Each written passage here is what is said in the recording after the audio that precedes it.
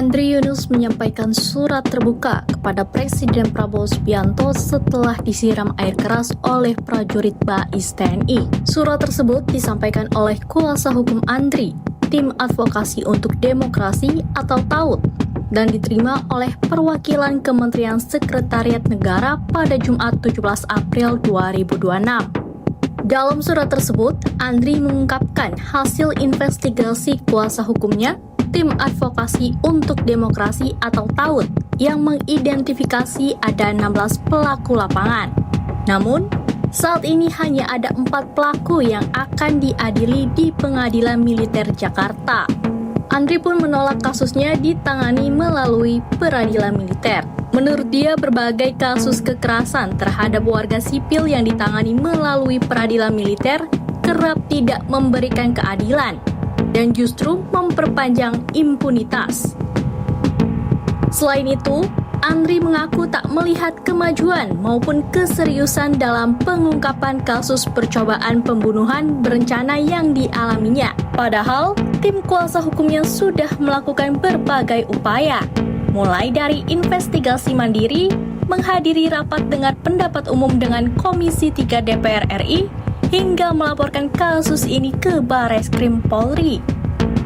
Karena itu, ia mendesak pembentukan tim gabungan pencari fakta independen, serta meminta agar kasus ini diproses melalui peradilan umum secara transparan dan akuntabel.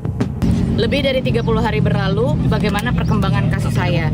Minggu 12 April 2026 menandai 30 hari peristiwa percobaan pembunuhan berencana terhadap diri saya melalui teror siraman air keras.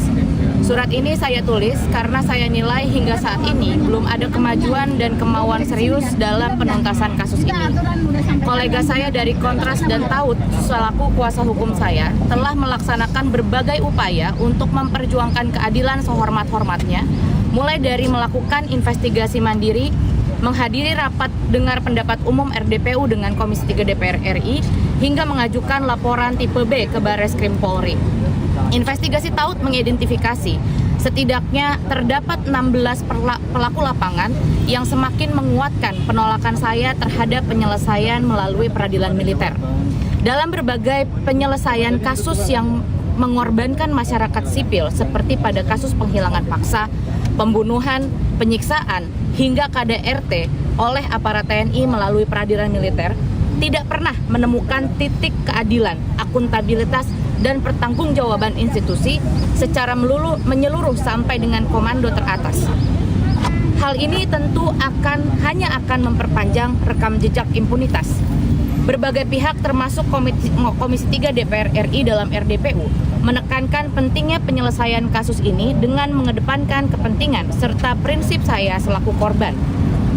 Untuk itu, penting untuk dilakukan pembentukan tim gabungan pencari fakta TGPF independen untuk membawa kasus ini pada peradilan umum guna membuka secara transparan dan akuntabel seluruh pihak yang terlibat sampai dengan aktor intelektualnya. Walaupun proses pengadilan militer akan berjalan, proses tersebut tidak pernah legitimate karena sedari awal tidak pernah ada transparansi informasi kepada publik terkait dengan hasil penyelidikan dan penyidikan di Puspom TNI.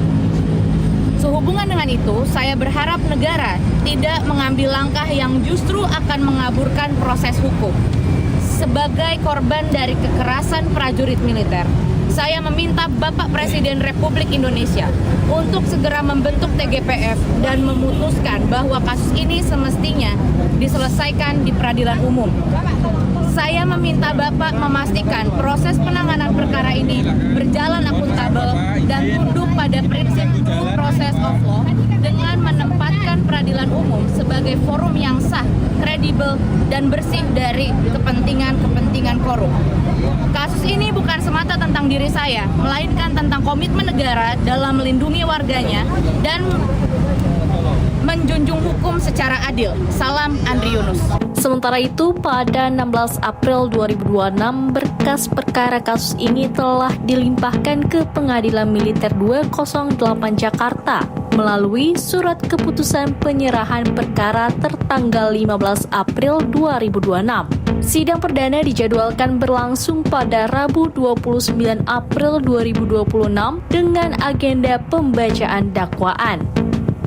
Kepala Pengadilan Militer 208 Jakarta, Freddy Ferdian Isnartanto, menyatakan persidangan akan dibuka untuk umum agar dapat dipantau masyarakat.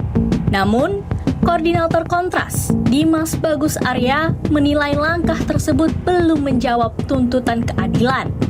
Kontras bersama Taut pun melakukan aksi simbolik di depan istana saat menyerahkan surat Andri. Aksi ini merupakan bentuk protes publik atas respon pemerintah yang dinilai belum serius dalam mendorong penyelesaian menyeluruh kasus ini. Forum penuntasan kasusnya, terlebih kalau kita lihat secara seksama, tipologi kasusnya ini sendiri masuk ranah tindak pidana umum daripada tindak pidana militer.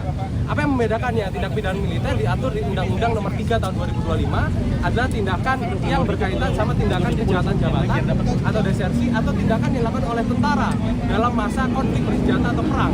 Sementara tindakan umum atau pidana umum adalah tindakan pidana yang dilakukan oleh prajurit di luar. Download Tribun X sekarang, menghadirkan lokal menjadi Indonesia.